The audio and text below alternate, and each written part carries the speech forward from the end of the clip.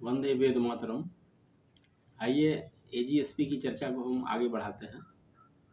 हमारे मस्तिष्क का वैज्ञानिकों ने जब अध्ययन किया मनुष्य के मस्तिष्क का, तो उसने पाया कि मस्तिष्क के अलग अलग खंडों में, अलग अलग हिस्सों में अलग अलग क्यू से संबंधित बातें रहती है। जैसे बायां हिस्सा जो होता है मस्तिष्क का, बायां, वो आईक्यू से संबंधित रहता है।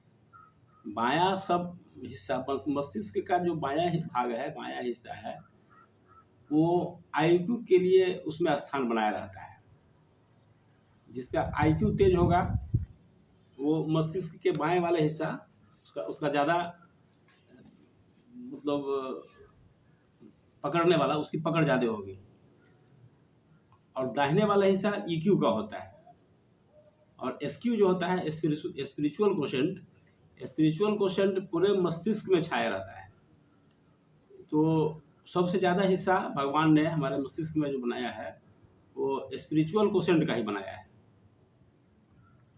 स्पिरिचुअल कोशेंट जिसका जितना ज़्यादा होगा उसकी आध्यात्मिक प्रवृत्ति ज़्यादा होगी, और जिसका आईक्यू ज़्यादा होगा वह ज़्यादा इंटेलिजेंट माना जाएगा, और जिसका ईक्यू ज़्यादा होगा वह ज़्यादा संवेदनशील माना जाएगा। आज हमारे समाज में इमोशनल कोशेंट की बहुत कमी हो गई है। इस कारण से इतनी सारी समस्याएं हमारे समाज में हो रही है। आज हम देख रहे हैं मीडिया के द्वारा, समाचार पत्रों के द्वारा या टीवी पर जो न्यूज आते हैं, कैसी कैसी घटनाएं हो रही है। वो कलकत्ता में हो या पश्चिम बंगाल के अन्य हिस्सों में हो या देश के किसी भी हिस्से में हो, लगता है कि मनुष्य संवेदनशीलता मनुष्य की समाप्त हो गई है। और खास करके नई पीढ़ी तो ऐसी हरकत कर रहे हैं जिसे कहना मुश्किल है, जाने को तो सब जान ही रहे हैं। तो अगर शिशु में माता अगर चाहे तो भाव संवेदना का विकास अपने गर्भ से ही कर सकती है। वो सब कुछ माँ के हाथ में है।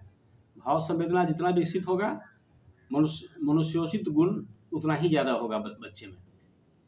बहुत पहले हमारे भारत सरकार का एक नारा आया था, हम लोग जो बच्चे थे उस समय सुने थे कि child by choice not by chance, by design not by accident.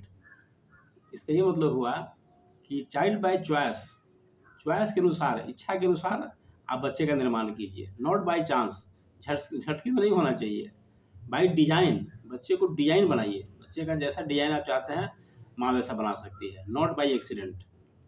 तो आजकल वही देख रहे हैं कि एक्सीडेंटल चाइल्ड जो होगा उसके अंदर भाव संवेदना की कमी होगी, और यही भाव संवेदना की कमी सारी समस्या खड़ा कर देती है। तो यह बिल्कुल माँ पर डिपेंड करता है कि माँ जैसा साहित्य पढ़ेगी, जैसा मनोभाव विकसित करेगी, वो सारा का सारा उसके शिशु पर ट्रांसफर हो जाएगा। इसलिए माँ का जो है यह 9 महीना का जो पीरियड होता है, ये एक तरह का तपस्या है। और जो माताएं जितनी तपस्या करेंगी उनका शिशु का व्यक्तित्व का विकास उतना ही ज़्यादा होगा।